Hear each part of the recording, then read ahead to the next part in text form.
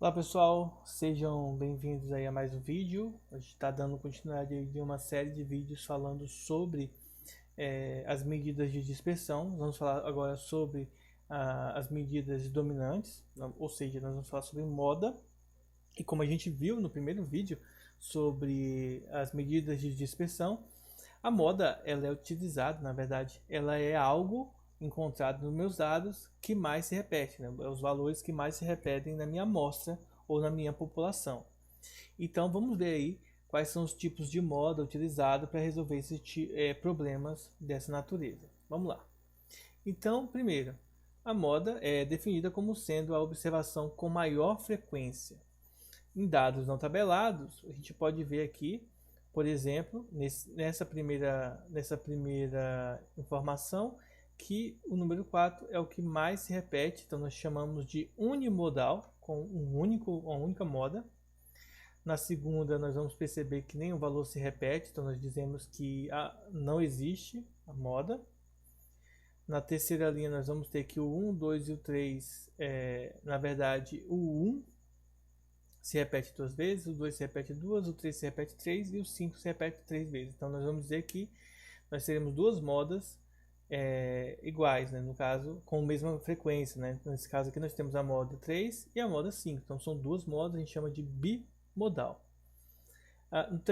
No quarto exemplo aqui, nós vamos ter o 5, o 6, o 7 e o 8, cada um se repetindo duas vezes, então também não é considerado moda. Tá?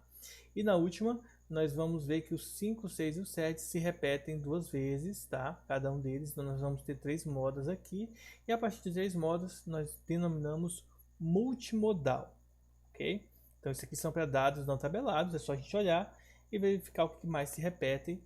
Pronto.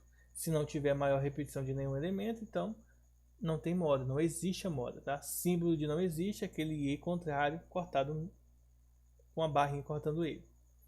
Bom, para dados tabelados, a gente vai ter algumas coisas que a gente pode fazer. Primeiro, para distribuições de frequências pontual, tá, de um ponto só, a moda bruta, é definido como moda bruta, é o ponto médio da classe de maior frequência. Então a gente vai observar, por exemplo, deixa eu voltar aqui, numa tabelinha para mostrar para vocês, ó. Vamos pegar essa tabela aqui.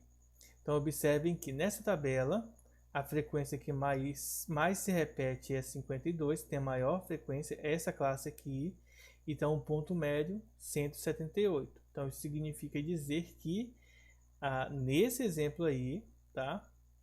A moda bruta vai ser o 158 porque ele é o ponto médio da classe com a maior frequência, tá? Então é só isso, tá? Para distribuições que envolvem intervalo, o que acontece? Nós vamos ter alguns métodos, como a moda de Kurzweil. Eu não sei pronunciar o nome muito bem, tá? Então vou dar uma brasileirada aí nas pronúncias. De King e de Pearson, tá? E aí depois, para finalizar, nós vamos falar sobre onde que é usada a moda, tá? Talvez seja mais interessante falar no início, mas vamos deixar para o final. Então, como a gente viu, a moda simples é aquela moda em que você só vê o que se repete mais. A gente acabou de ver a moda bruta e agora a moda de Kurzweil, que diz o seguinte: o processo para determinar a moda usando esse estilo dele aqui leva em consideração as frequências anteriores e posteriores à classe modal. Isto aqui aparece mais uma fórmula para gente, tá? Então a moda, segundo esse carinha aqui, ela é igual ao limite inferior da classe modal. Então a gente vai pegar, por exemplo, uma classe X lá, a classe 3, aí você pega o limite inferior e soma com o delta 1, em que o delta 1 é a frequência absoluta da classe modal, tá? Menos a frequência absoluta da classe anterior. Então, calcula aqui o delta 1.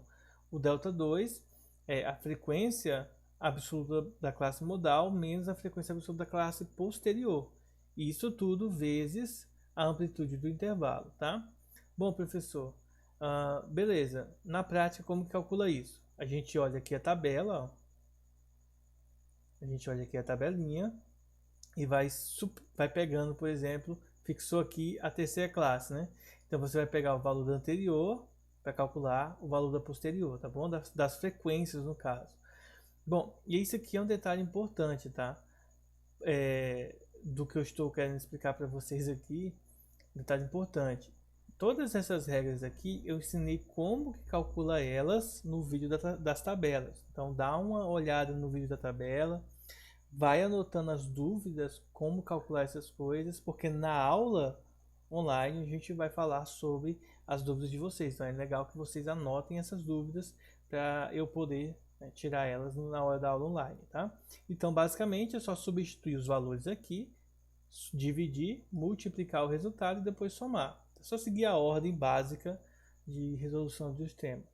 Resolução de soma, multiplicação, enfim, de expressões numéricas, porque depois que você substitui os valores, só vai aparecer números aí. Moda de King. O processo composto por King considera a influência existente da classe anterior e posterior sobre a classe modal. A inconveniência desse processo é justamente não levar em consideração a frequência máxima, que aqui leva em consideração a frequência máxima absoluta, tá? Aqui não. Aqui ele só leva em consideração a frequência posterior e a anterior, tá? Vezes a amplitude mais o limite inferior da classe modal.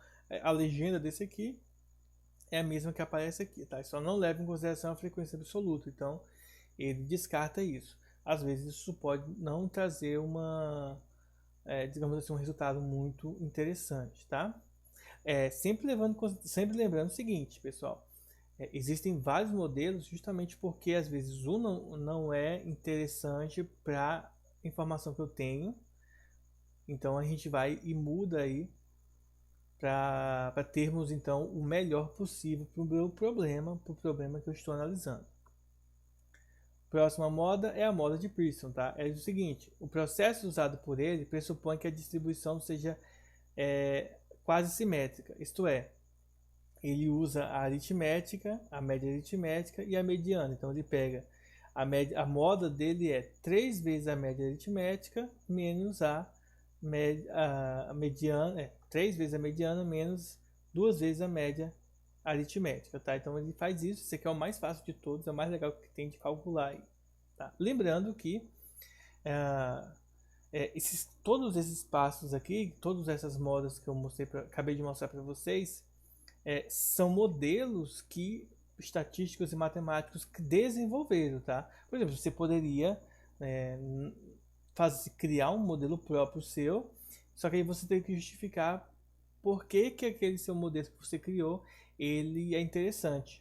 Então, fica uma dica, se você quiser trabalhar em cima de estatística no TCC, por exemplo, você pode tentar descrever um modelo que seja mais coerente aí para calcular uma moda, por exemplo, tá? Só um exemplo, não sei se isso é tão interessante.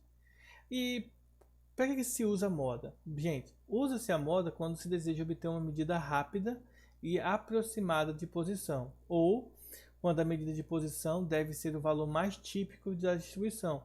Como a gente viu num dos vídeos atrás, um exemplo que falava sobre um produto que é vendido, mais vendido. Então, por exemplo, para eu saber qual que é o melhor produto que eu tenho na minha loja, ou que as pessoas mais querem, eu vou observar o produto que é mais vendido, ou seja, eu calculo a moda dos meus produtos. O que mais vende é o mais interessante para mim. Então, a moda pode ser utilizada nesses contextos aí, tá?